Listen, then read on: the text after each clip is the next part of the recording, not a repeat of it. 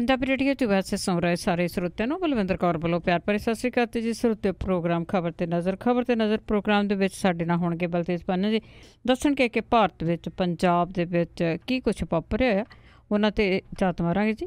Punjabi radio 'ਚ ਵੈਸੇ ਨੂੰ ਤੁਸੀਂ ਸੁਣ ਸਕਦੇ ਰੇਡੀਓ ਸੈਟ 'ਤੇ ਨੈੱਟ 'ਤੇ ਫੋਨ 'ਤੇ ਜਿਸ ਤਰ੍ਹਾਂ ਵੀ ਤੁਸੀਂ ਜੁੜੇ ਹੋਏ ਹੋ, ਆਪ ਸਭ ਦਾ ਸਵਾਗਤ ਕਰਦੇ ਹਾਂ। ਮੇਰੇ ਨਾਲ ਜੁੜ ਚੁੱਕੇ ਨੇ ਬਲਤੇਜ ਪੰਨ ਜੀ, ਸਤਿ ਸ਼੍ਰੀ ਅਕਾਲ, ਸਵਾਗਤ ਹੈ ਜੀ। ਸਤਿ ਸ਼੍ਰੀ ਅਕਾਲ ਜੀ, ਧੰਨਵਾਦ ਜੀ, ਬਹੁਤ ਮਿਹਰਬਾਨੀ। ਅਤੇ ਬਲਤੇਜ ਜੀ, ਸਭ ਤੋਂ ਪਹਿਲਾਂ ਗੱਲ ਕਰਦੇ ਹਾਂ ਕਿ ਜਿਹੜੀ ਗੁਜਰਾਤ ਦੀ ਆਪਾਂ ਗੱਲ ਕੀਤੀ ਸੀਗੀ ਰਾਜ ਸਭਾ ਦੀਆਂ ਚੋਣਾਂ ਦੀ, ਉਹਦੇ ਵਿੱਚ ਕਾਂਗਰਸ ਦੀ ਜਿੱਤ ਹੋਈ ਅਤੇ ਅਮਿਤ ਸ਼ਾਹ ਦੇ ਪੈਂਤੜਿਆਂ ਦੀ ਹਾਰ। ਬਿਲਕੁਲ ਜੀ, ਐਕਚੁਅਲੀ ਇਹ ਜਿਹੜਾ ਡਰਾਮਾ ਸੀਗਾ ਜੀ, ਇਹ ਪਿਛਲੇ ਦਿਨਾਂ ਤੋਂ ਜਿਹੜਾ ਉਹ ਜਾਰੀ ਸੀਗਾ। ਜਦੋਂ ਤੋਂ ਜਿਹੜੀ ਕਾਂਗਰਸ ਦੇ ਸ਼ੰਕਰ ਸਿੰਘ ਵਾਘੇਲਾ ਛੱਡ ਗਏ, ਉਸ ਤੋਂ ਬਾਅਦ ਜਿਹੜੇ 44 MLA ਸੀਗੇ ਜੀ, ਉਹਨਾਂ ਨੂੰ ਕਾਂਗਰਸ ਵਾਲੇ ਜਿਹੜੇ ਸੀਗੇ ਜੀ ਉਹ ਕਰਨਾਟਕਾ ਲੈ ਗਏ। ਕਰਨਾਟਕਾ ਤੋਂ ਜਿਹੜਾ ਜੀ ਉਹ ਲਿਆਂਦਾ ਗਿਆ। ਇਹ ਡਰਾਮਾ ਜਿਹੜਾ ਸੀਗਾ ਜੀ ਮੁੱਕਿਆ ਨਹੀਂ, ਬਲਕਿ ਜਾਰੀ ਰਿਹਾ। ਕੱਲ ਵੀ ਜਦੋਂ ਵੋਟਾਂ ਜਿਹੜੀਆਂ ਸੀਗੀਆਂ ਉਹ ਪੈ ਗਈਆਂ ਤੇ ਉਸ ਤੋਂ ਬਾਅਦ ਜਿਹੜਾ ਸੀਗਾ ਜੀ ਇਹ ਆ ਗਿਆ ਕਿ ਦੋ ਜਿਹੜੇ ਇਹਦੇ ਵਿੱਚ ਸੀਗੇ MLA, ਉਹਨਾਂ ਨੇ ਕੀ ਕੀਤਾ, ਉਹਨਾਂ ਨੇ ਵਿਖਾ ਕੇ ਜਿਹੜੀ ਸੀ ਉਹ ਵੋਟ ਪਾਈ ਕਿ ਉਹ ਕਿਹਨੂੰ ਜਿਹੜਾ ਉਹ ਪਾਉਣ ਜਾ ਰਹੇ ਆ। ਇਹਨੂੰ ਚੈਲੰਜ ਜਿਹੜਾ ਸੀਗਾ ਜੀ ਉਹ ਕਰ ਦਿੱਤਾ, ਔਰ ਚੈਲੰਜ ਐਸਾ ਹੋਇਆ, ਹੈਰਾਨੀ ਵਾਲੀ ਜਿਹੜੀ ਇਹਦੀ ਗੱਲ ਇਹ ਰਹੀ ਕਿ ਇੱਥੇ ਜਿਹੜਾ ਚੋਣ ਕਮਿਸ਼ਨ ਹੈ ਉਹਦਾ ਦਫ਼ਤਰ ਦੇ ਵਿੱਚ ਗੇੜੀਆਂ ਜਿਹੜੀਆਂ ਸੀਗੀਆਂ ਜੀ ਉਹ ਲੱਗਣੀਆਂ ਸ਼ੁਰੂ ਹੋ ਗਈਆਂ। ਪਹਿਲਾਂ ਇੱਥੇ ਕਾਂਗਰਸੀ ਜਿਹੜੇ ਸੀਗੇ ਜੀ ਉਹ ਗਏ। ਜਦੋਂ ਭਾਰਤੀ ਜਨਤਾ ਪਾਰਟੀ ਵਾਲਿਆਂ ਨੂੰ ਪਤਾ ਲੱਗਿਆ ਤੇ ਭਾਰਤੀ ਜਨਤਾ ਪਾਰਟੀ ਵਾਲੇ ਵੀ ਚਲੇ ਗਏ। ਉਸ ਤੋਂ ਬਾਅਦ ਕਾਂਗਰਸ ਦੇ ਜਿਹੜੇ ਵੱਡੇ ਲੀਡਰ ਸੀਗੇ ਜੀ ਉਹ ਗਏ ਚੋਣ ਕਮਿਸ਼ਨ ਦੇ ਦਫ਼ਤਰ ਦੇ ਵਿੱਚ, ਜਿਨ੍ਹਾਂ ਕੋਲੇ ਵੀਡੀਓ ਇਹ ਪਹੁੰਚ ਚੁੱਕੀ ਹੋਈ ਸੀ। ਜਦੋਂ ਭਾਰਤੀ ਜਨਤਾ ਪਾਰਟੀ ਵਾਲਿਆਂ ਨੂੰ ਪਤਾ ਲੱਗਿਆ ਕਿ ਉਹਨਾਂ ਦੇ ਵੱਡੇ ਲੀਡਰ ਗਏ ਆ ਤੇ ਭਾਰਤੀ ਜਨਤਾ ਪਾਰਟੀ ਦੇ ਵੱਡੇ ਲੀਡਰ ਵੀ ਜਿਹੜੇ ਸੀਗੇ ਉਹ ਵੀ ਤੁਰ ਪਏ ਉਧਰ ਨੂੰ, ਭਾਵ ਕਿ ਉਹ ਜਿਹੜਾ ਸੀਗਾ ਜੀ ਸਰਗਰਮੀਆਂ ਦਾ ਗੜ੍ਹ ਬਣਿਆ ਰਿਹਾ। ਔਰ ਜਿਹੜੀ ਰਾਤ ਹੁੰਦਿਆਂ ਤੱਕ ਇਹ ਜਿਹੜੀਆਂ ਵੋਟਾਂ ਪਈਆਂ ਸੀਗੀਆਂ ਰਾਜ ਸਭਾ ਦੇ ਵਾਸਤੇ, ਉਹਦੀ ਗਿਣਤੀ ਰੋਕੀ ਗਈ, ਇਸੇ ਕਰਕੇ ਕਿ ਜਿਹੜੀ ਇੱਕ ਵੀਡੀਓ ਫੁਟੇਜ ਸਾਹਮਣੇ ਆਈ ਸੀਗੀ ਕਿ ਉਹਦਾ ਜਿਹੜਾ ਜੀ ਉਹ ਫੈਸਲਾ ਕਰ ਲਿਆ ਜਾਵੇ ਪਹਿਲਾਂ ਕਿ ਇਹ ਜਿਹੜੀਆਂ ਜੀ ਇਹਨੂੰ ਗੈਰ ਵਾਜਬ ਠਹਿਰਾਇਆ ਜਾਊਗਾ ਜਾਂ ਨਹੀਂ। ਤੇ ਲਾਸਟ ਦੇ ਵਿੱਚ ਜਿਹੜਾ ਚੋਣ ਕਮਿਸ਼ਨ ਸੀਗਾ ਉਹਨੇ ਕੀ ਕੀਤਾ ਜੀ, ਉਹਨੇ ਇਸ ਵੀਡੀਓ ਫੁਟੇਜ ਨੂੰ ਮੰਨ ਲਿਆ। ਤੇ ਵੀਡੀਓ ਫੁਟੇਜ ਜਿਹੜੀ ਸੀ ਉਹ ਮੰਨਣ ਤੋਂ ਬਾਅਦ ਹੋਇਆ ਇਹ ਕਿ ਇਹਨੂੰ ਮੰਨ ਕੇ ਤੇ ਜਿਹੜੇ ਕਾਂਗਰਸ ਦੇ ਜਨਰਲ ਸਕੱਤਰ ਸੀਗੇ ਜੀ ਅਹਿਮਦ ਪਟੇਲ, ਉਹਨਾਂ ਦੀ ਜਿੱਤ ਹੋ ਗਈ। ਉਹਨਾਂ ਨੂੰ 44 ਵੋਟਾਂ ਜਿਹੜੀਆਂ ਚਾਹੀਦੀਆਂ 46 ਸੀਗੀਆਂ, ਪਰ ਕਿਉਂਕਿ 2 ਰੱਦ ਹੋ ਗਈਆਂ, ਉਹੀ BJP ਨੂੰ ਗਈਆਂ ਸੀਗੀਆਂ। ਤੇ ਅਹਿਮਦ ਪਟੇਲ ਜਿਹੜਾ ਸੀਗਾ ਜੀ ਉਹਨੇ ਇਹ ਸੀਟ ਜਿੱਤ ਲਈ। ਉਂਝ ਵੈਸੇ ਉੱਥੋਂ ਦੀ ਜਿਹੜੀ ਕੈਲਕੂਲੇਸ਼ਨ ਆ ਉਹਦੇ ਹਿਸਾਬ ਦੇ ਨਾਲ 2 ਸੀਟਾਂ ਭਾਰਤੀ ਜਨਤਾ ਪਾਰਟੀ ਦੀਆਂ ਬਣਦੀਆਂ ਹੀ ਸੀਗੀਆਂ, ਜਿਹਦੇ ਵਿੱਚ ਸਮ੍ਰਿਤਾ ਇਰਾਨੀ ਤੇ ਜਿਹੜੇ ਅਹਿਮਦ ਸ਼ਾਹ ਨੇ, ਜਿਹੜੇ ਆਪਣੇ ਹੈ ਨੇ ਜੀ ਭਾਰਤੀ ਜਨਤਾ ਪਾਰਟੀ ਦੇ ਪ੍ਰਧਾਨ ਅਮਿਤ ਸ਼ਾਹ ਹੋਰੀ, ਉਹਨਾਂ ਨੇ ਜਿਹੜਾ ਸੀਗਾ ਜੀ ਇਹ ਸੀਟਾਂ 2 ਜਿੱਤ ਲਈਆਂ ਤੇ ਇੱਕ ਸੀਟ ਜਿਹੜੀ ਸੀਗੀ ਜੀ ਉਹ ਅਹਿਮਦ ਪਟੇਲ ਹੋਰਾਂ ਨੂੰ ਮਿਲ ਗਈ। ਇੱਕ ਕਿਸਮ ਦੇ ਨਾਲ ਕਾਂਗਰਸ ਜਿਹੜੀ ਹੈ ਜੀ ਉਹਦੇ ਜਿੰਨੀ ਮਿਹਨਤ ਕੀਤੀ ਪਿਛਲੇ ਦਿਨਾਂ ਤੋਂ, ਇੱਕ ਕਿਸਮ ਦੇ ਨਾਲ ਉਹਦੇ ਥੋੜਾ ਰਾਸ ਆ ਗਈ। ਪਰ ਅਮਿਤ ਸ਼ਾਹ ਹੋਰਾਂ ਦੀਆਂ ਜਿਹੜੀਆਂ ਚਾਲਾਂ ਸੀਗੀਆਂ ਕਿ ਕਿਸੇ ਤਰੀਕੇ ਦੇ ਨਾਲ ਅਹਿਮਦ ਪਟੇਲ ਹੋਰਾਂ ਨੂੰ ਜਿਹੜਾ ਜੀ ਉੱਥੋਂ ਹਰਾਇਆ ਜਾਵੇ, ਉਹ ਸਫਲ ਇੱਕ ਕਿਸਮ ਦੇ ਨਾਲ ਨਹੀਂ ਹੋ ਸਕੀਆਂ ਜੀ। ਹਰੇਕ ਥਾਂ ਸਫਲ ਨਹੀਂ ਹੋ ਸਕਦੇ। ਤੇ ਅੱਗੇ ਆਪਾਂ ਜੇ ਕਪਤਾਨ ਦੀ ਗੱਲ ਕਰੀਏ ਤਾਂ ਉਸ ਨੇ ਪ੍ਰਧਾਨ ਮੰਤਰੀ ਦੇ ਨਾਲ ਮੁਲਾਕਾਤ ਕੀਤੀ ਤਾਂ ਉਸਦਾ ਸਿੱਟਾ ਕੀ ਨਿਕਲਿਆ? ਪੰਜਾਬ ਦੇ ਮੁੱਖ ਮੰਤਰੀ ਕੈਪਟਨ ਅਮਰਿੰਦਰ ਸਿੰਘ ਹੋਰਾਂ ਨੇ ਜਿਹੜੇ ਵਿੱਤ ਮੰਤਰੀ ਨੇ ਮਨਪ੍ਰੀਤ ਸਿੰਘ ਬਾਦਲ ਹੋਰਾਂ ਨੂੰ ਨਾਲ ਲੈ ਕੇ ਇੱਕ ਵਾਰੀ ਫੇਰ ਜਿਹੜੀ ਮੁਲਾਕਾਤ ਹੈ ਉਹ ਪ੍ਰਧਾਨ ਮੰਤਰੀ ਨਰਿੰਦਰ ਮੋਦੀ ਹੋਰਾਂ ਦੇ ਨਾਲ ਜਿਹੜੀ ਹੈ ਜੀ ਉਹ ਕੀਤੀ ਆ। ਇਹ ਜੇ ਗਿਣਤੀ ਪੱਖੋਂ ਲਾਈਏ ਤਾਂ ਤਕਰੀਬਨ ਅੱਧੀ ਦਰਜਨ ਦੇ ਨੇੜੇ ਤੇੜੇ ਜਿਹੜੀਆਂ ਜੀ ਉਹ ਪਹੁੰਚ ਚੱਲੀਆਂ ਨੇ ਇਹ ਮੁਲਾਕਾਤਾਂ, ਜੋ ਜਿਹੜੇ ਜੀ ਉਹ ਬਣੇ ਨੇ। ਵੈਸੇ ਉਹਨੇ ਅਜੇ ਮਹੀਨੇ ਨਹੀਂ ਹੋਏ ਸਰਕਾਰ ਬਣੀ ਨੂੰ, ਜਿੰਨੀਆਂ ਇਹ ਮੁਲਾਕਾਤਾਂ ਜਿਹੜੀਆਂ ਜੀ ਉਹ ਹੋ ਚੁੱਕੀਆਂ ਹੋਈਆਂ ਨੇ। ਪੰਜਾਬ ਦੇ ਮੁੱਖ ਮੰਤਰੀ ਕੈਪਟਨ ਅਮਰਿੰਦਰ ਸਿੰਘ ਹੋਰੀ ਜਿਹੜਾ ਜੀ ਵਿੱਤੀ ਜ਼ਿੰਮੇਵਾਰੀ ਤੇ ਬਜਟ ਪ੍ਰਬੰਧ ਦੇ ਵਿੱਚ ਜਿਹੜੀ FRBM ਹੈ ਐਕਟ 2003, ਇਹਦੇ ਵਿੱਚ ਢਿੱਲ ਦੇਣ ਤੇ ਕਰਜ਼ੇ ਦੀ ਹੱਦ ਵਧਾਉਣ ਦੇ ਵਾਸਤੇ ਉਹਨਾਂ ਨੇ ਅਪੀਲ ਕੀਤੀ ਹੈ ਤਾਂ ਕਿ ਸੂਬੇ ਦੀ ਸਰਕਾਰ ਜਿਹੜੀ ਆ ਉਹ ਖੇਤੀ ਕਰਜ਼ਾ ਮਾਫੀ ਬਾਰੇ ਆਪਣੇ ਜਿਹੜਾ ਵਾਅਦਾ ਕੀਤਾ ਜੀ ਉਹ ਪੂਰਾ ਕਰ ਸਕੇ। ਪ੍ਰਧਾਨ ਮੰਤਰੀ ਨਰਿੰਦਰ ਮੋਦੀ ਤੇ ਵਿੱਤ ਮੰਤਰੀ ਅਰੁਣ ਜੇਤਲੀ ਹੋਰਾਂ ਦੇ ਨਾਲ ਵੱਖ-ਵੱਖ ਮੀਟਿੰਗਾਂ ਦੇ ਦੌਰਾਨ ਵਿੱਤੀ ਸੰਕਟ ਦੇ ਮੱਦੇਨਜ਼ਰ ਸੂਬੇ ਦੀ ਸਹਾਇਤਾ ਲਈ ਇਹਨਾਂ ਕਦਮਾਂ ਦੇ ਉੱਤੇ ਫੌਰੀ ਜਿਹੜਾ ਜੀ ਉਹ ਗੌਰ ਕਰਨ ਦੇ ਵਾਸਤੇ ਉਹਨਾਂ ਦੀ ਦਖਲ ਦੀ ਮੰਗ ਜਿਹੜੀ ਆ ਉਹ ਕੀਤੀ ਗਈ ਆ। ਕੈਪਟਨ ਅਮਰਿੰਦਰ ਸਿੰਘ ਹੋਰਾਂ ਨੇ ਪ੍ਰਧਾਨ ਮੰਤਰੀ ਤੇ ਜਿਹੜੇ ਵਿੱਤ ਮੰਤਰੀ ਨੇ ਉਹਨਾਂ ਨੂੰ 10,000 ਕਰੋੜ ਰੁਪਈਏ ਤੱਕ ਕਰਜ਼ਾ ਹੱਦ ਵਧਾਉਣ ਦੇ ਵਾਸਤੇ ਜਿਹੜਾ ਜੀ ਉਹ ਆਖਿਆ, ਜਿਹੜਾ ਕਿ ਸੂਬਾ ਸਰਕਾਰ ਦੇ ਵਾਸਤੇ ਕਰਜ਼ਾ ਮਾਫੀ ਸਕੀਮ ਵਾਸਤੇ ਹੋਰ ਕਰਜ਼ਾ ਲੈਣ ਦੇ ਵਿੱਚ ਜਿਹੜਾ ਜੀ ਉਹ ਸਹਾਈ ਹੋਊਗਾ। ਉਹਨਾਂ ਇਹ ਵੀ ਸੈਂਟਰ ਦੀ ਸਰਕਾਰ ਨੂੰ ਦੱਸਣ ਦੀ ਕੋਸ਼ਿਸ਼ ਕੀਤੀ ਕਿ ਇਹਦਾ ਮਕਸਦ ਕਰਜ਼ੇ ਦੇ ਵਿੱਚ ਡੁੱਬੇ ਕਿਸਾਨਾਂ ਦੀ ਮਦਦ ਕਰਨਾ ਹੈ, ਜਿਹੜੇ ਕਿ ਘੋਰ ਬੇਚੈਨੀ ਦੇ ਆਲਮ ਦੇ ਵਿੱਚ ਨੇ ਤੇ ਲਗਾਤਾਰ ਖੁਦਕੁਸ਼ੀਆਂ ਜਿਹੜੀਆਂ ਜੀ ਉਹ ਕਰ ਰਹੇ ਨੇ। ਦੇਖੋ, ਇਹ ਜਿਹੜੇ ਪ੍ਰੈਸ ਕਾਨਫਰੰਸ ਨਹੀਂ ਉਹਨਾਂ ਨੇ ਕੀਤੀ, ਬਾਅਦ ਦੇ ਵਿੱਚ ਆ ਕੇ ਇਹ ਜਿਹੜਾ ਮੁੱਖ ਮੰਤਰੀ ਦਫ਼ਤਰ ਹੈ ਉਹਦੇ ਵੱਲੋਂ ਜਾਣਕਾਰੀ ਜਿਹੜੀ ਹੈ ਜੀ ਉਹ ਪ੍ਰੈਸ ਰਿਲੀਜ਼ ਦੇ ਰਾਹੀਂ ਦਿੱਤੀ ਗਈ ਆ। ਨਾ ਕੁਝ ਜਿਹੜਾ ਜੀ ਪ੍ਰਧਾਨ ਮੰਤਰੀ ਦਫ਼ਤਰ ਦੇ ਵੱਲੋਂ ਇਸ ਸੰਬੰਧੀ ਜਿਹੜਾ ਕੁਝ ਆਇਆ ਸਾਹਮਣੇ। ਪਿਛਲੀਆਂ ਜਿਹੜੀਆਂ ਮੁਲਾਕਾਤਾਂ ਹੋਈਆਂ ਸੀ ਉਹਨਾਂ ਦੇ ਵਿੱਚ ਵੀ ਬਹੁਤਾ ਜਿਹੜਾ ਜੀ ਹੁੰਗਾਰਾ ਵਗੈਰਾ ਕੇਂਦਰ ਦੀ ਸਰਕਾਰ ਤੋਂ ਮਿਲਿਆ ਨਹੀਂ ਸੀ। ਕੱਲ੍ਹ ਦੇ ਪ੍ਰੋਗਰਾਮ ਦੇ ਵਿੱਚ ਆਪਾਂ ਗੱਲਬਾਤ ਜਿਹੜੀਆਂ ਕਾਲ ਸੀ ਉਹਦੇ ਵਿੱਚ ਜਵਾਬ 'ਚ ਮੈਂ ਦੱਸਿਆ ਸੀਗਾ ਜੀ ਕਿ ਟੈਕਨੀਕਲੀ ਜਿਹੜਾ 31,000 ਕਰੋੜ ਰੁਪਈਆ ਸ਼ਾਮਿਲ ਕਰ ਲਿਆ ਗਿਆ ਸੀ ਕਰਜ਼ੇ ਦੇ ਵਿੱਚ।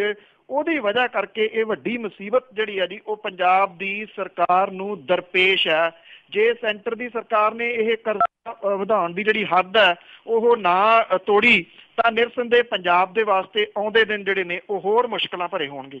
ਜੀ ਬਿਲਕੁਲ, ਪੰਜਾਬ ਲਈ ਕੁਝ ਸੋਚ ਹੀ ਨਹੀਂ ਰਿਹਾ। ਤੇ ਅੱਗੇ ਆਪਾਂ ਗ੍ਰਹਿ ਮੰਤਰੀ ਦੀ ਜੇ ਗੱਲ ਕਰੀਏ ਤੇ ਉਹ ਅੱਜ ਚੰਡੀਗੜ੍ਹ ਵਾਲੀ ਘਟਨਾ ਬਾਰੇ ਬੋਲ ਸਕਦੇ ਆ ਕੁਝ। ਇਹ ਮਾਮਲਾ ਨਿਰੰਤਰ ਜਿਹੜਾ ਉਸੇ ਤਰੀਕੇ ਦੇ ਨਾਲ ਚੱਲ ਰਿਹਾ ਜਿਵੇਂ ਇਹ ਸ਼ੁਰੂ ਹੋਇਆ ਸੀਗਾ। ਇੱਕ ਤਾਂ ਪਹਿਲਾਂ 3 ਦਿਨ ਤੋਂ ਬਾਅਦ ਜਿਹੜੇ ਹਰਿਆਣੇ ਭਾਜਪਾ ਦੇ ਪ੍ਰਧਾਨ ਨੇ ਤੇ ਵਿਧਾਇਕ ਨੇ ਸੁਭਾਸ਼ ਬਰਾਲਾ, ਉਹ ਪਹਿਲੀ ਵਾਰੀ ਉਹਨਾਂ ਨੇ ਜਿਹੜਾ ਜੀ ਬਿਆਨ ਜਾਰੀ ਕੀਤਾ ਔਰ ਉਹਨਾਂ ਨੇ ਇਹ ਗੱਲ ਕਹੀ ਕਿ ਜਿਹੜੀ ਇਹ ਲੜਕੀ ਆ ਵਾਰਣਿਕਾ ਕੁੰਡੂ ਉਹ ਉਹਨਾਂ ਦੀ ਧੀ ਵਰਗੀ ਆ। ਉਹਨਾਂ ਨੇ ਇਹ ਵੀ ਦਾਅਵਾ ਕੀਤਾ ਕਿ ਉਹਨਾਂ ਦਾ ਜਾਂ ਉਹਨਾਂ ਦੀ ਪਾਰਟੀ ਦਾ ਪੁਲਿਸ ਦੇ ਉੱਤੇ ਕੋਈ ਦਬਾਅ ਨਹੀਂਗਾ, ਕਾਨੂੰਨ ਆਪਣਾ ਜਿਹੜਾ ਜੀ ਉਹ ਕੰਮ ਕਰ ਰਿਹਾ। ਕਾਂਗਰਸ ਤੇ ਜਿਹੜੀਆਂ ਵਿਰੋਧੀ ਧਿਰਾਂ ਨੇ ਉਹਨਾਂ ਨੇ ਇਸ ਮਾਮਲੇ ਦੇ ਵਿੱਚ ਬਰਾਲਾ ਦੇ ਉੱਤੇ ਪੁਲਿਸ ਤੇ ਦਬਾਅ ਪਾਉਣ ਦੇ ਦੋਸ਼ ਜਿਹੜੇ ਆ ਜੀ ਉਹ ਲਾਏ ਆ। ਇਨੈਲੋ ਨੇ ਉਹਨਾਂ ਤੋਂ ਇਖਲਾਕੀ ਆਧਾਰ ਦੇ ਉੱਤੇ ਅਸਤੀਫਾ ਜਿਹੜਾ ਜੀ ਉਹ ਮੰਗਿਆ। ਬਰਾਲਾ ਨੇ ਇਹ ਕਿਹਾ ਕਿ ਕੇਸ ਦੀ ਕਾਰਵਾਈ ਕਾਨੂੰਨ ਮੁਤਾਬਕ ਚੱਲ ਰਹੀ ਹੈ। ਹੈਰਾਨੀ ਵਾਲੀ ਗੱਲ ਇਹ ਰਹੀ, ਕੈਪਟਨ ਅਮਰਿੰਦਰ ਸਿੰਘ ਹੋਰਾਂ ਦਾ ਬਿਆਨ ਵੀ ਇਹਦੇ ਉੱਤੇ ਆਇਆ, ਕਹਿੰਦੇ ਬਰਾਲਾ ਨੂੰ ਅਸਤੀਫਾ ਦੇਣ ਦੀ ਜ਼ਰੂਰਤ ਨਹੀਂ ਹੈ। ਇਹ ਜਦੋਂ ਕਾਂਗਰਸ ਜਿਹੜੀ ਹੈ ਜੀ ਉੱਥੇ ਵਿਰੋਧ ਕਰ ਰਹੀ ਆ, ਉਹਨਾਂ ਦਾ ਲਗਾਤਾਰ ਅਸਤੀਫਾ ਮੰਗ ਰਹੀ ਆ, ਕੈਪਟਨ ਅਮਰਿੰਦਰ ਸਿੰਘ ਹੋਰੀ ਕਹਿੰਦੇ ਜੀ ਕਿ ਅਸਤੀਫਾ ਦੇਣ ਦੀ ਜ਼ਰੂਰਤ ਨਹੀਂ ਆ। ਜਿਹੜੀ CCTV ਫੁਟੇਜ ਦੀ ਆਪਾਂ ਗੱਲ ਕੀਤੀ ਸੀ, ਜਿਹੜੀ CCTV ਫੁਟੇਜ ਜਿਹੜੀ ਮਿਲੀ ਆ ਇਹਦੇ ਵਿੱਚ ਇਹ ਤਾਂ ਦਿਸ ਰਿਹਾ ਕਿ ਜਿਹੜੀ ਇਹ SUV ਆ ਉਹ ਪਿੱਛਾ ਕਰ ਰਹੀ ਹੈ ਤੇਜ਼ੀ ਦੇ ਨਾਲ ਇੱਕ ਗੱਡੀ ਦਾ ਔਰ ਇਸ ਜਿਹੜੀ ਪੀੜਤ ਲੜਕੀ ਆ ਉਹਦੀ ਗੱਡੀ ਵਿਕਾਸ ਬਰਾਲਾ ਦੀ ਹੈ ਇਹ, ਪਰ ਫੁਟੇਜ ਦੇ ਵਿੱਚ ਚਿਹਰਿਆਂ ਦੀ ਪਛਾਣ ਜਿਹੜੀ ਆ ਜੀ ਉਹ ਨਹੀਂ ਹੋ ਰਹੀ। 5 ਕੈਮਰਿਆਂ ਦੀ ਫੁਟੇਜ ਜਿਹੜੀ ਆ ਜੀ ਉਹ ਮਿਲੀ ਆ ਔਰ ਇਹ ਜਿਹੜੀ ਫੁਟੇਜ ਮਿਲੀ ਆ ਇਹ ਜਿਹੜੇ ਸਟੋਰਾਂ ਵਗੈਰਾ ਨੇ ਲਾਏ ਹੋਏ ਕੈਮਰੇ ਆ ਉਹਨਾਂ ਦੀ ਆ। ਜਿਹੜੇ 93 ਦੇ ਕਰੀਬ ਕੈਮਰੇ ਲੱਗੇ ਹੋਏ ਆ ਜੀ ਚੰਡੀਗੜ੍ਹ ਦੇ ਵਿੱਚ, ਉਹਦੇ ਵਿੱਚੋਂ ਮੈਕਸੀਮਮ ਜਿਹੜੇ ਪੁਲਿਸ ਕਹਿੰਦੀ ਆ, ਪੁਲਿਸ ਦੇ ਸੂਤਰਾਂ ਦੇ ਅਨੁਸਾਰ ਉਹ ਬੰਦ ਸੀਗੇ, ਉਹ ਚੱਲਦੇ ਨਹੀਂ ਸੀਗੇ, ਭਾਵ ਕਿ ਡੰਮੀ ਇੱਕ ਕਿਸਮ ਦੇ ਨਾਲ ਟੰਗੇ ਹੋਏ ਸੀਗੇ। ਸੋ ਇਸ ਘਟਨਾ ਨੇ ਕੈਮਰਿਆਂ ਦੀ ਅਸਲੀਅਤ ਵੀ ਜਿਹੜੀ ਆ ਜੀ ਉਹ ਸਾਹਮਣੇ ਲਿਆਤੀ ਆ। ਕੇਂਦਰੀ ਗ੍ਰਹਿ ਮੰਤਰੀ, ਕਿਉਂਕਿ ਭਾਰਤੀ ਜਨਤਾ ਪਾਰਟੀ ਇਸ ਮੁੱਦੇ ਦੇ ਉੱਤੇ ਜਿਹੜੀ ਆ ਉਹ ਘਿਰੀ ਹੋਈ ਆ ਸੋਸ਼ਲ ਮੀਡੀਆ ਦੇ ਉੱਤੇ, ਤੇ ਖਾਸ ਤੌਰ ਦੇ ਉੱਤੇ ਜਿਹੜਾ ਭਾਰਤੀ ਜਨਤਾ ਪਾਰਟੀ ਵੱਲੋਂ ਦਿੱਤਾ ਨਾਅਰਾ ਬੇਟੀ ਬਚਾਓ ਬੇਟੀ ਜਿਹੜਾ ਪੜ੍ਹਾਓ, ਉਹਦਾ ਜਿੰਨਾ ਮਜ਼ਾਕ ਜਿਹੜਾ ਜੀ ਉਹ ਉਡਾਇਆ ਜਾ ਰਿਹਾ, ਜਿੰਨਾ ਸਟਾਇਰ ਉਹਦੇ ਉੱਤੇ ਹੋ ਰਿਹਾ ਜੀ, ਪਹਿਲਾਂ ਕਦੀ ਕਿਸੇ ਨਾਅਰੇ ਦੇ ਉੱਤੇ ਇੰਨਾ ਸਟਾਇਰ ਜਿਹੜਾ ਜੀ ਉਹ ਨਹੀਂ ਹੋਇਆ। ਮੈਂ ਕੱਲ ਵੀ ਗੱਲ ਕੀਤੀ ਸੀ ਕਿ ਕੱਲ ਜਿਹੜਾ ਟ੍ਰੈਂਡ ਸੀਗਾ ਜੀ ਉਹ ਟੌਪ ਕਰ ਰਿਹਾ ਸੀਗਾ ਕਿ ਬੇਟੀ ਬਚਾਓ, ਅੱਗੇ ਲਿਖਿਆ ਸੀਗਾ ਜੀ ਕਿ ਭਾਜਪਾ ਆਗੂਆਂ ਤੋਂ। ਅੱਜ ਜਿਹੜੇ ਰਾਜਨਾਥ ਸਿੰਘ ਹੋਰੀ ਆ ਉਹ ਇਸ ਮਾਮਲੇ ਦੇ ਉੱਤੇ ਬਿਆਨ ਦੇ ਸਕਦੇ ਆ ਪਾਰਲੀਮੈਂਟ ਦੇ ਵਿੱਚ। ਇਹ ਕਿਹਾ ਜਾ ਰਿਹਾ ਜੀ ਕਿ ਜਿਹੜਾ ਗ੍ਰਹਿ ਮੰਤਰਾਲਾ ਉਹਨੂੰ ਚੰਡੀਗੜ੍ਹ ਤੋਂ ਪੁਲਿਸ ਦੀ ਰਿਪੋਰਟ ਜਿਹੜੀ ਆ ਜੀ ਉਹ ਮਿਲ ਗਈ ਆ ਔਰ ਦਿੱਲੀ ਮਹਿਲਾ ਕਮਿਸ਼ਨ ਦੀ ਮੁਖੀ ਜਿਹੜੀ ਸਵਾਤੀ ਮਾਲੀਵਾਲ ਹੈ ਉਹਨੇ ਸੈਂਟਰ ਦੀ ਸਰਕਾਰ ਨੂੰ ਕਿਹਾ ਕਿ ਚੰਡੀਗੜ੍ਹ ਪੁਲਿਸ ਨੂੰ ਬਰਾਲਾ ਕੇਸ ਦੇ ਵਿੱਚ ਲੋੜੀਂਦੀਆਂ ਧਾਰਾਵਾਂ ਜਿਹੜੀਆਂ ਨੇ ਉਹ ਜੋੜਨ ਦੀ ਹਦਾਇਤ ਦਿੱਤੀ ਜਾਵੇ, ਜਿਹੜੀਆਂ ਕਿ ਅਗਵਾ ਦੀਆਂ ਧਾਰਾਵਾਂ ਨੇ। ਹੁਣ ਇੱਕ ਹੋਰ ਜਿਹੜੀ ਹੈ ਜੀ ਗੱਲ ਇਸ ਮਾਮਲੇ ਦੇ ਵਿੱਚ ਸਾਹਮਣੇ ਇਹ ਆ ਰਹੀ ਆ ਕਿ ਜਦੋਂ ਪੁਲਿਸ ਨੇ ਇਹਨਾਂ ਨੂੰ ਜਿਹੜਾ ਹਿਰਾਸਤ 'ਚ ਲਿਆ ਤੇ ਜਿਹੜਾ ਮੈਡੀਕਲ ਸੀਗਾ ਉਦੋਂ ਇਹਨਾਂ ਦੇ ਖੂਨ ਤੇ ਪਿਸ਼ਾਬ ਦੇ ਸੈਂਪਲ ਲਏ ਜਾਣੇ ਚਾਹੀਦੇ ਸੀਗੇ, ਪਰ ਲਏ ਨਹੀਂ ਗਏ। ਪੁਲਿਸ ਕਹਿੰਦੀ ਉਹਨਾਂ ਨੇ ਨਾ ਕਰਤੀ ਦੇਣ ਤੋਂ। ਹਸਪਤਾਲ ਦੇ ਸੂਤਰ ਜਿਹੜੇ ਨੇ ਉਹ ਇਹ ਦੱਸਦੇ ਨੇ ਕਿ ਪੁਲਿਸ ਨੇ ਉਹਨਾਂ ਦੇ ਉੱਤੇ ਕੋਈ ਦਬਾਅ ਜਿਹੜਾ ਉਹ ਨਹੀਂ ਪਾਇਆ ਇਹਨਾਂ ਸੈਂਪਲਾਂ ਦੇ ਵਾਸਤੇ, ਔਰ ਇਹ ਵੱਡਾ ਇੱਕ ਜਿਹੜਾ ਜੀ ਪ੍ਰੂਫ ਇਸ ਮਾਮਲੇ ਦੇ ਵਿੱਚ ਹੋ ਸਕਦੇ ਸੀ। ਹਸਪਤਾਲ ਦੇ ਸੂਤਰ ਇਹ ਵੀ ਕਹਿੰਦੇ ਆ ਕਿ ਜਿਹੜੇ ਦੋਨੋਂ ਸੀਗੇ ਜੀ ਉਹ ਪੂਰੇ ਫੁੱਲ ਉਸ ਟਾਈਮ ਸ਼ਰਾਬੀ ਸੀਗੇ ਔਰ ਉਹਨਾਂ ਤੋਂ ਖੜਾ ਨਹੀਂ ਸੀ ਹੋਇਆ ਜਾ ਰਿਹਾ ਔਰ ਉਹਨਾਂ ਦੀਆਂ ਅੱਖਾਂ ਜਿਹੜੀਆਂ ਜੀ ਉਹ ਲਾਲ ਸੀਗੀਆਂ, ਫਿਰ ਵੀ ਇਹਨਾਂ ਨੂੰ ਜਿਹੜਾ ਜੀ ਉਦੋਂ ਸੈਂਪਲ ਦੇ ਵਾਸਤੇ ਮਜਬੂਰ ਨਹੀਂ ਕੀਤਾ ਗਿਆ। ਹਾਂਜੀ, ਤੇ ਅੱਗੇ ਆਪਾਂ 2 ਸੀਨੀਅਰ ਅਫਸਰਾਂ ਦੀ ਗੱਲ ਕਰੀਏ ਤਾਂ ਨਸ਼ੇ ਦੀ ਗਾਜ ਡਿੱਗ ਸਕਦੀ ਉਹਨਾਂ ਤੇ ਵੀ। ਦੇਖੋ, ਵੈਸੇ ਪਿਛਲੇ ਦਿਨਾਂ ਤੋਂ ਇਹ ਮਾਮਲਾ ਜਿਹੜਾ ਜੀ ਉਹ ਹਾਈਲਾਈਟ ਤਾਂ ਹੁੰਦਾ ਰਿਹਾ, ਪਰ ਹਾਈਲਾਈਟ ਹੋ ਕੇ ਉਸ ਤੋਂ ਬਾਅਦ ਫੇਰ ਜਿਹੜਾ ਜੀ ਉਹ ਠੱਪ ਹੋ ਜਾਂਦਾ ਰਿਹਾ। ਹੁਣ ਫੇਰ ਦੁਬਾਰਾ ਜਿਹੜਾ ਜੀ ਇਹ ਉੱਠਿਆ ਜੀ। ਇਹ ਕਿਹਾ ਜਾ ਰਿਹਾ ਜੀ ਕਿ 2 ਵੱਡੇ ਤਸਕਰ ਜਿਹੜੇ ਆ ਉਹਨਾਂ ਦੀ ਗ੍ਰਿਫਤਾਰੀ ਵੀ ਹੋ ਸਕਦੀ ਆ। ਪੰਜਾਬ ਪੁਲਿਸ ਦੇ 2 ਅਫਸਰਾਂ ਦੇ ਉੱਤੇ ਖਤਰੇ ਦੀ ਤਲਵਾਰ ਜਿਹੜੀ ਆ ਜੀ ਉਹ ਲਟਕਣ ਲੱਗੀ ਆ। ਮੁੱਖ ਮੰਤਰੀ ਹੋਰਾਂ ਦੇ ਵੱਲੋਂ ਜਿਹੜੀ ਇਹ ਕਾਇਮ ਕੀਤੀ ਗਈ STF ਜਿਹੜੀ ਆ ਜੀ ਉਹਦੇ ਅਧਿਕਾਰੀਆਂ ਨੇ 2 ਪੁਲਿਸ ਅਫਸਰਾਂ ਦੇ ਖਿਲਾਫ ਕਾਰਵਾਈ ਦਾ ਮੁੱਢ ਬੰਨ੍ਹ ਦਿੱਤਾ ਹੈ। ਮੁੱਖ ਮੰਤਰੀ ਦਫ਼ਤਰ ਦੇ ਅਧਿਕਾਰੀ ਕਹਿੰਦੇ ਆ ਕਿ STF ਦੇ ਨਾਲ ਜੁੜੇ ਪੁਲਿਸ ਅਧਿਕਾਰੀਆਂ ਦੇ ਵੱਲੋਂ 2 ਪੁਲਿਸ ਅਫਸਰਾਂ ਦੇ ਖਿਲਾਫ ਨਸ਼ਿਆਂ ਦੀ ਤਸਕਰੀ 'ਚ ਸ਼ਮੂਲੀਅਤ ਦੇ ਤੱਤ ਕੱਟੇ ਕੀਤੇ ਗਏ ਆ। ਇਹ ਮਾਮਲਾ ਮੁੱਖ ਮੰਤਰੀ ਹੋਰਾਂ ਦੇ ਧਿਆਨ ਦੇ ਵਿੱਚ ਜਿਹੜਾ ਜੀ ਉਹ ਆ ਗਿਆ। ਇਹਦੇ ਉੱਤੇ ਅਗਲੀ ਕਾਰਵਾਈ ਜਿਹੜੀ ਆ ਜੀ ਉਹ ਹੋ ਸਕਦੀ ਆ। ਪੁਲਿਸ ਸੂਤਰ ਕਹਿੰਦੇ ਆ ਕਿ ਨਸ਼ਿਆਂ ਦੀ ਤਸਕਰੀ ਦੇ ਦੋਸ਼ਾਂ 'ਚ ਘਿਰੇ 2 ਪੁਲਿਸ ਅਫਸਰਾਂ ਨੂੰ 2 ਸੀਨੀਅਰ ਪੁਲਿਸ ਅਧਿਕਾਰੀਆਂ ਦੇ ਵੱਲੋਂ ਥਾਪੜਾ ਦਿੱਤਾ ਜਾ ਰਿਹਾ ਕਿ ਤੁਹਾਨੂੰ ਕੋਈ ਕੁਝ ਜਿਹੜਾ ਜੀ ਉਹ ਨਹੀਂ ਕਰ ਸਕਦਾ। ਔਰ ਇਹ ਵੀ ਕਿਹਾ ਜਾ ਰਿਹਾ ਜੀ ਕਿ STF ਦੇ ਵੱਲੋਂ ਸਬੂਤ ਜਿਹੜੇ ਆ ਉਹ ਇਕੱਠੇ ਕਰਕੇ ਇਹਦੇ ਉੱਤੇ ਕਾਰਵਾਈ ਜਿਹੜੀ ਆ ਉਹ ਕੀਤੀ ਜਾਊਗੀ। ਲੁਧਿਆਣਾ ਤੇ ਅੰਮ੍ਰਿਤਸਰ ਦੇ ਨਾਲ ਸੰਬੰਧਿਤ 2 ਵਿਅਕਤੀਆਂ ਦੇ ਵੱਲੋਂ ਨਸ਼ਿਆਂ ਦੀ ਜਿਹੜੇ ਆ ਜੀ ਇਹ ਵੱਡੇ ਪੱਧਰ ਦੇ ਉੱਤੇ ਜਿਹੜੀ ਸਮਗਲਿੰਗ ਕੀਤੀ ਜਾਂਦੀ ਆ, ਇਹਨਾਂ ਦੋਵਾਂ ਨੂੰ ਗ੍ਰਿਫਤਾਰ ਕਰਨ ਦੇ ਵਾਸਤੇ ਵੀ ਜਾਲ ਜਿਹੜਾ ਜੀ ਉਹ ਵਿਛਾਇਆ ਗਿਆ ਹੈ। ਪੁਲਿਸ ਅਧਿਕਾਰੀਆਂ ਨੇ ਇਹ ਵੀ ਕਿਹਾ ਕਿ 2 ਵੱਡੇ ਸਮਗਲਰਾਂ ਦੀ ਗ੍ਰਿਫਤਾਰੀ ਦੇ ਨਾਲ ਕਈ ਵੱਡੇ ਭੱਦਰ ਪੁਰਸ਼ਾਂ ਦੇ ਚਿਹਰਿਆਂ ਤੋਂ ਪਰਦਾ ਜਿਹੜਾ ਜੀ ਉੱਠ ਸਕਦਾ ਹੈ। ਪੰਜਾਬ ਪੁਲਿਸ ਦੇ ਜਿਹੜੇ 2 ਅਫਸਰਾਂ ਦੇ ਖਿਲਾਫ ਬਰਖਾਸਤੀ ਤੱਕ ਕਾਰਵਾਈ ਹੋਣ ਦੇ ਅਸਾਰ ਨੇ। ਉਹਨਾਂ ਦੇ ਨਾਮ ਜਿਹੜੇ ਸੀਗੇ ਜੀ ਬਰਤਰਫ ਕੀਤੇ ਗਏ ਇੰਸਪੈਕਟਰ ਇੰਦਰਜੀਤ ਸਿੰਘ ਦੀ ਗ੍ਰਿਫਤਾਰੀ ਤੋਂ ਬਾਅਦ ਸਾਹਮਣੇ ਜਿਹੜਾ ਜੀ ਉਹ ਆਏ ਸੀਗੇ। ਇਹ ਕਿਹਾ ਜਾ ਰਿਹਾ ਜੀ ਕਿ STF ਨੇ ਇਹਨਾਂ ਪੁਲਿਸ ਅਫਸਰਾਂ ਦੇ ਖਿਲਾਫ ਕਾਰਵਾਈ ਤਾਂ ਨਹੀਂ ਕੀਤੀ, ਪਰ ਅੰਦਰ ਖਾਤੇ ਸਬੂਤ ਜਿਹੜੇ ਜੀ ਉਹ ਇਕੱਠੇ ਜ਼ਰੂਰ ਕੀਤੇ। ਇਹ ਵੀ ਕਿਹਾ ਜਾ ਰਿਹਾ ਹੈ ਕਿ ਪੁਲਿਸ ਵਿਭਾਗ ਦੇ ਵਿੱਚ ਪੁਲਿਸ ਅਧਿਕਾਰੀਆਂ ਵਿਚਲੀ ਧੜੇਬੰਦੀ ਕਰਕੇ STF ਦੇ ਵੱਲੋਂ ਇੰਦਰਜੀਤ ਦੀ ਗ੍ਰਿਫਤਾਰੀ ਤੋਂ ਬਾਅਦ ਇੱਕਦਮ ਖਾਮੋਸ਼ੀ ਜਿਹੜੀ ਆ ਜੀ ਉਹ ਧਾਰ ਲਈ ਗਈ ਆ ਕਿ ਅੰਦਰ ਜਿਹੜੇ ਜੀ ਧੜੇ ਬਣ ਗਏ 2-3 ਜਿਹੜੇ ਇਹ ਸ਼ਾਮਲ ਦੱਸੀ ਰਹੇ ਨੇ ਕਥਿਤ ਰੂਪ ਦੇ ਵਿੱਚ ਸੀਨੀਅਰ ਆਫੀਸਰ। ਉਹਨਾਂ ਨੂੰ ਬਚਾਉਣ ਦੇ ਵਾਸਤੇ ਕਈ ਸੀਨੀਅਰ ਆਫੀਸਰ ਜਿਹੜੇ ਆ ਜੀ ਉਹ ਸਾਹਮਣੇ ਆ ਗਏ ਔਰ ਉਹਨਾਂ ਨੇ ਇੱਕ ਧੜਾ ਕ੍ਰੀਏਟ ਕਰ ਲਿਆ, ਜਿਹਦੇ ਕਰਕੇ ਇਹ ਅਜੇ ਤੱਕ ਕਾਰਵਾਈ ਨਹੀਂ ਹੋ ਸਕੀ ਜੀ। ਤੇ ਅੱਗੇ ਆਪਾਂ ਕਿਸਾਨਾਂ ਦੀ ਜੇ ਗੱਲ ਕਰੀਏ ਤਾਂ ਮਾੜੀਆਂ ਕੀਟਨਾਸ਼ਕ ਦਵਾਈਆਂ ਦੇ ਕਰਕੇ ਕਿਸਾਨਾਂ ਦਾ ਸਾਹ ਸੁੱਤਿਆ ਗਿਆ। ਕੱਲ ਵੀ ਗੱਲ ਇਹ ਚੱਲੀ ਸੀਗੀ ਜੀ, ਜਿਹੜੀਆਂ ਕੀਟਨਾਸ਼ਕ ਦਵਾਈਆਂ ਨੇ ਉਹਨਾਂ ਦਾ ਕੀ ਹੋਊਗਾ। ਮੁਸ਼ਕਿਲ ਇਹ ਆ ਕਿ ਪੰਚਾਂ ਦਾ ਕਿਹਾ ਸਿਰ ਮੱਥੇ, ਪਰਨਾਲਾ ਉੱਥੇ ਦਾ ਉੱਥੇ। ਕਹਾਣੀ ਜਿਹੜੀ ਹੈ ਜੀ ਉਸੇ ਜਗ੍ਹਾ ਦੇ ਉੱਤੇ ਅਜੇ ਵੀ ਖੜੀ ਆ ਕਿ ਇਹ ਜਿਹੜਾ ਜੀ ਕਿਸ ਜਗ੍ਹਾ ਤੋਂ ਇਹ ਜਿਹੜੀਆਂ ਜੀ ਦਵਾਈਆਂ ਆਉਂਦੀਆਂ ਨੇ। ਕਰੋੜਾਂ ਰੁਪਈਏ ਜਿਹੜੇ ਸੀਗੇ ਜੀ ਉਹ ਕਿਸਾਨਾਂ ਦੇ ਪਿਛਲੀ ਸਰਕਾਰ ਦੇ ਮੌਕੇ ਦੇ ਉੱਤੇ ਜਿਹੜੇ ਜੀ ਉਹ ਖਰਾਬ ਹੋਏ ਔਰ ਉਹਦੇ ਨਾਲ ਹੋਇਆ ਕੀ ਜੀ, ਜਿਹੜੀਆਂ ਫਸਲਾਂ ਸੀਗੀਆਂ ਜੀ ਉਹਨਾਂ ਨੂੰ ਜਿਹੜੇ ਚਿੱਟੀ ਮੱਖੀ ਪੈ ਗਈ ਸੀ ਉਹ ਮਰੀ ਨਹੀਂ। ਕਿਸਾਨਾਂ ਦੀਆਂ ਜੇਬਾਂ ਦੇ ਵਿੱਚੋਂ ਮੋਟੇ ਪੈਸੇ ਜਿਹੜੇ ਜੀ ਉਹ ਚਲੇ ਗਏ। ਪਰ ਹਾਲ ਦੀ ਘੜੀ ਜਿਹੜੀ ਸੀ ਜੀ ਮੌਜੂਦਾ ਸਰਕਾਰ ਉਹ ਵੀ ਨਰਮਾ ਬੀਜਣ ਵਾਲਿਆਂ ਨੂੰ ਚੰਗੀਆਂ ਕੀਟਨਾਸ਼ਕ ਦਵਾਈਆਂ ਜਿਹੜੀਆਂ ਜੀ ਮੁਹੱਈਆ ਕਰਾਉਣ ਦੇ ਵਿੱਚ ਫੇਲ ਰਹੀ ਆ, ਕਿਉਂਕਿ ਦੂਜੇ ਪੜਾਅ ਉੱਤੇ ਭਰੇ ਗਏ ਨਮੂਨੇ ਵੀ ਫੇਲ ਹੋ ਗਏ ਆ। ਨਰਮਾ ਪੱਟੀ ਦੇ ਕਿਸਾਨ ਜਿਹੜੇ ਆ ਜੀ ਉਹਨਾਂ 'ਚ ਰੋਹ ਤਿੱਖਾ ਹੋਣ ਲੱਗਿਆ। ਨਵੀਂ ਹੁਕੂਮਤ ਦੇ ਵੱਲ ਵੀ ਉਂਗਲ ਜਿਹੜੀ ਆ ਜੀ ਇਹ ਕਿਸਾਨ ਕਰਨ ਲੱਗੇ ਨੇ। 34 ਨਮੂਨੇ ਭਰੇ ਗਏ ਨੇ ਜਿਹਦੇ 'ਚੋਂ 24 ਫੇਲ ਹੋਏ ਆ। ਸਰਕਾਰ ਨੇ ਰਾਤੋਂ ਰਾਤ ਖੇਤੀ ਅਫਸਰਾਂ ਦੀਆਂ ਟੀਮਾਂ ਨਰਮਾ ਪੱਟੀ 'ਚ ਭੇਜੀਆਂ ਨੇ। ਇਹਨਾਂ ਟੀਮਾਂ ਨੇ ਨਰਮਾ ਪੱਟੀ ਦੇ 4 ਜ਼ਿਲ੍ਹਿਆਂ 'ਚੋਂ 99 ਨਮੂਨੇ 2 ਦਿਨਾਂ ਦੀ ਮੁਹਿੰਮ ਦੇ ਦੌਰਾਨ ਫੇਰ ਭਰੇ ਨੇ। ਇਹਨਾਂ ਨੂੰ ਫੌਰੀ ਜਾਂਚ ਲਈ ਭੇਜਿਆ ਗਿਆ। ਦੂਜੇ ਪੜਾਅ 'ਚ ਭਰੇ ਨਮੂਨਿਆਂ ਦੇ ਨਤੀਜਿਆਂ ਦੇ ਰੁਝਾਨ ਕੀਟਨਾਸ਼ਕ ਸਕੈਂਡਲ ਉੱਤੇ ਮੋਹਰ ਲਾਉਣ ਵਾਲੇ ਨੇ ਜੀ।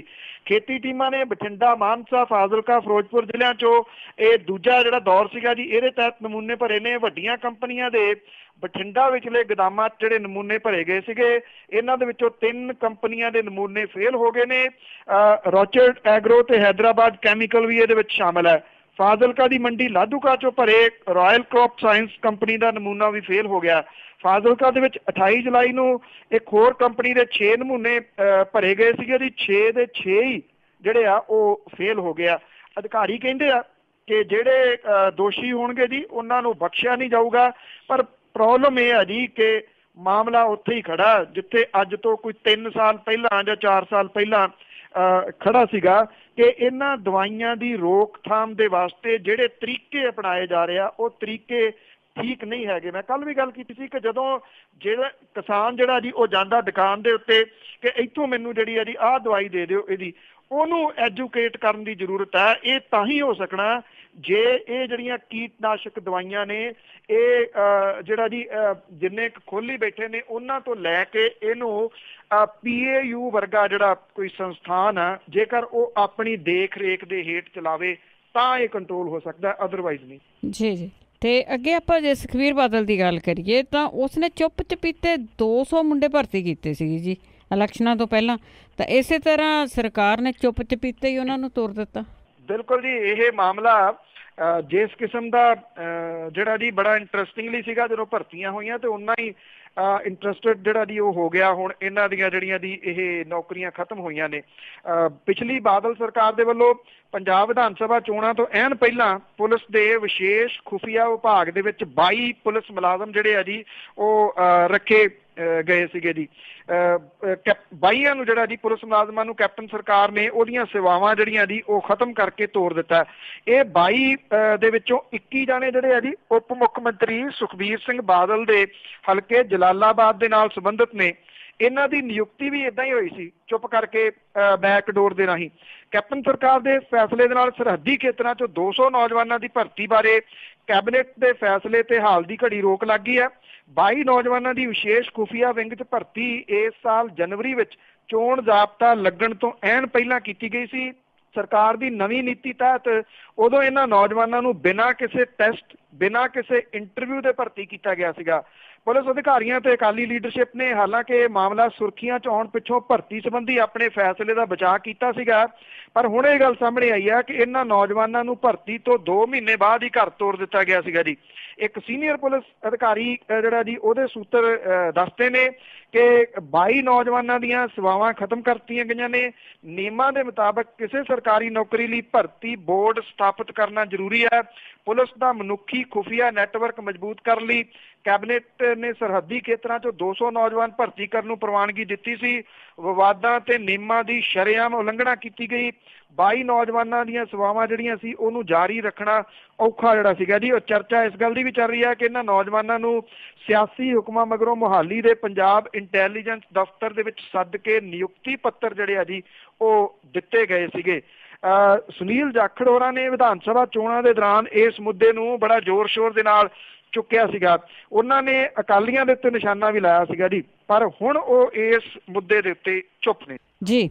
ਤੇ ਆਪਾਂ ਗੱਲ ਜੇ ਕਰੀਏ ਜਿਹੜਾ ਰੱਖਿਆ ਮੰਤਰਾਲਾ ਆ ਉਹਦੇ ਵੱਲੋਂ ਜਿਹੜੀ ਵਿਧਵਾ ਦੀ ਆ ਉਹ ਆਵਾਜ਼ ਸੁਣੀ ਗਈ। ਆਪਾਂ ਪਿਛਲੇ ਦਿਨ ਵੀ ਗੱਲ ਕੀਤੀ ਸੀ ਇਸ ਬਾਰੇ। ਬਿਲਕੁਲ ਜੀ, ਐਕਚੁਅਲੀ ਆਪਾਂ ਉਹਦੀ ਡਿਟੇਲ ਦਿੱਤੀ ਸੀਗੀ ਜੀ ਕਿ ਕਿਵੇਂ ਇੱਕ ਜਿਹੜੇ ਫੌਜੀ ਆਫੀਸਰ ਦੀ ਗੱਡੀ ਜਿਹੜਾ ਜੀ ਉਹ ਚਲਾਉਂਦਾ ਸੀਗਾ ਪੰਜਾਬ ਦਾ ਇਹ ਜਿਹੜਾ ਫੌਜੀ ਜਵਾਨ ਸੀਗਾ, ਔਰ ਹੁਣ ਜਿਹੜੀ ਹੈ ਜੀ ਇਸ ਵਿਧਵਾ ਦੀ ਆਵਾਜ਼ ਜਿਹੜੀ ਆ ਉਹ ਪਹੁੰਚੀ ਹੈ ਰੱਖਿਆ ਮੰਤਰਾਲੇ ਤੱਕ ਜੀ। ਜਿਹੜਾ ਕਰਨਲ ਦੀ ਚਾਕਰੀ ਦੇ ਵਿੱਚ ਜਾਨ ਗਵਾਉਣ ਵਾਲਾ ਜਿਹੜਾ ਫੌਜੀ ਜਵਾਨ ਸੀਗਾ ਜੀ, ਉਹਦੀ ਵਿਧਵਾ ਜਿਹੜੀ ਆ ਉਹਦੇ ਹੰਝੂ ਪੂੰਝਣ ਦਾ ਤਕਰੀਬਨ ਤੁਸੀਂ ਇਹ ਕਹਿ ਲਓ ਕਿ ਆਸਾਰ ਜਿਹੜੇ ਆ ਉਹ ਲੱਗ ਰਹੇ ਆ। 2.5 ਸਾਲਾਂ ਤੋਂ ਇਹ ਔਰਤ ਜਿਹੜੀ ਆ ਜੀ ਉਹ ਬੂਹੇ ਖੜਕਾ ਰਹੀ ਹੈ ਸਰਕਾਰ ਦੇ ਦਰਬਾਰ ਦੇ ਔਰ ਮੀਡੀਆ ਦੇ ਵਿੱਚ। ਇਹ ਜਿਹੜਾ ਜੀ ਹੁਣ ਮਾਮਲਾ ਆਉਣ ਤੋਂ ਬਾਅਦ ਜਿਹੜਾ ਗ੍ਰਹਿ ਮੰਤਰਾਲਾ ਜੀ ਉਹਨੇ ਇਸ ਮਾਮਲੇ ਦੇ ਵਿੱਚ ਦਖਲ ਜਿਹੜਾ ਜੀ ਉਹ ਦਿੱਤਾ। ਜਿਹੜੇ ਇਸ ਵਿਧਵਾ ਜਿਹੜੀ ਹੈ ਜੀ ਉਹਨੂੰ ਰੱਖਿਆ ਮੰਤਰਾਲੇ ਦੇ ਵੱਲੋਂ ਚਿੱਠੀ ਜਿਹੜੀ ਹੈ ਜੀ ਉਹ ਆਈ ਦੱਸੀ ਜਾਂਦੀ ਆ। ਇਹ ਜਿਹੜੀ ਔਰਤ ਹੈ ਜੀ ਰਜਿੰਦਰ ਕੌਰ, ਉਹਨੂੰ ਹੁਣ ਇਸ ਗੱਲ ਦੀ ਆਸ ਹੈ ਕਿ ਉਹਦੀਆਂ 3 ਧੀਆਂ ਜਿਹੜੀਆਂ ਜੀ ਉਹ ਕਮ ਸੇ ਕਮ ਭੁੱਖੀਆਂ ਨਹੀਂ ਮਰਨਗੀਆਂ ਤੇ ਉਹਨਾਂ ਦੀ ਪੜ੍ਹਾਈ ਦਾ ਇੰਤਜ਼ਾਮ ਵੀ ਜਿਹੜਾ ਜੀ ਉਹ ਹੋ ਸਕਦਾ ਹੈ। ਬਠਿੰਡਾ ਦੇ ਪਿੰਡ ਜੰਗੀ ਰਾਣਾ ਦਾ ਸਤਨਾਮ ਸਿੰਘ ਜਿਹੜਾ ਸੀਗਾ ਉਹ ਭਾਰਤੀ ਫੌਜ ਦੇ ਵਿੱਚ ਡਰਾਈਵਰ ਵਜੋਂ ਬਠਿੰਡਾ ਛਾਉਣੀ ਤਾਇਨਾਤ ਸੀਗਾ। ਉਹਦੇ ਫੌਜੀ ਅਫਸਰ ਨੇ ਫਰਵਰੀ 15 ਦੇ ਵਿੱਚ ਉਹਨੂੰ ਦਿੱਲੀ ਬੁਲਾਇਆ, ਜਿੱਥੋਂ ਪ੍ਰਾਈਵੇਟ ਕਾਰ ਦੇ ਵਿੱਚ ਆਫੀਸਰ ਤੇ ਉਹਦੇ ਪਰਿਵਾਰ ਨੂੰ ਪਠਾਨਕੋਟ ਲਿਜਾ ਰਿਹਾ ਸੀ। ਮਕੇਰੀਆਂ ਦੇ ਕੋਲੇ ਐਕਸੀਡੈਂਟ ਹੋਣ ਕਰਕੇ ਸਤਨਾਮ ਸਿੰਘ ਦੀ ਮੌਤ ਹੋ ਗਈ। ਉਹਦੀ ਵਿਧਵਾ ਜਿਹੜੀ ਸੀ ਰਜਿੰਦਰ ਕੌਰ ਦਾ ਦੋਸ਼ ਸੀਗਾ ਕਿ ਅਫਸਰ ਨੇ ਆਪਣੇ ਬਚਾਅ ਕਰਨ ਦੇ ਵਾਸਤੇ ਉਹਦੇ ਪਤੀ ਨੂੰ ਕਾਗਜ਼ਾਂ ਦੇ ਵਿੱਚ ਛੁੱਟੀ ਤੇ ਵਿਖਾ ਦਿੱਤਾ ਜਦੋਂ ਕਿ ਉਹ ਔਨ ਡਿਊਟੀ ਸੀਗਾ। ਪਤੀ ਦੀ ਮੌਤ ਤੋਂ ਬਾਅਦ ਉਹਦੇ ਮਾੜੇ ਦਿਨ ਜਿਹੜੇ ਸੀਗੇ ਜੀ ਉਹ ਸ਼ੁਰੂ ਹੋ ਗਏ। ਵਿਧਵਾ ਜਿਹੜੀ ਸੀਗੀ ਜੀ ਉਹਨੂੰ ਕੁਆਟਰ ਖਾਲੀ ਕਰਨ ਦੇ ਹੁਕਮ ਵੀ ਜਿਹੜੇ ਉਹ ਜਾਰੀ ਹੋ ਗਏ। ਹੁਣ ਰੱਖਿਆ ਮੰਤਰਾਲੇ ਦੇ ਵੱਲੋਂ ਚਿੱਠੀ ਭੇਜ ਕੇ ਰਜਿੰਦਰ ਕੌਰ ਨੂੰ ਫੌਜ ਦੇ ਵਿੱਚ ਨੌਕਰੀ ਦੇਣ ਦੀ ਪ੍ਰਕਿਰਿਆ ਜਿਹੜੀ ਹੈ ਜੀ ਉਹ ਸ਼ੁਰੂ ਕੀਤੀ ਗਈ ਆ। ਉਹਦੇ ਤੋਂ ਲੋੜੀਂਦੇ ਕਾਗਜ਼ ਪੱਤਰ ਜਿਹੜੇ ਆ ਮੰਗ ਲਏ ਗਏ ਆ। ਉਹਦੇ ਬੱਚਿਆਂ ਦੀ ਸਕੂਲ ਫੀਸ ਮਾਫ ਕਰਨ ਦੇ ਹੁਕਮ ਜਾਰੀ ਕੀਤੇ ਗਏ ਆ।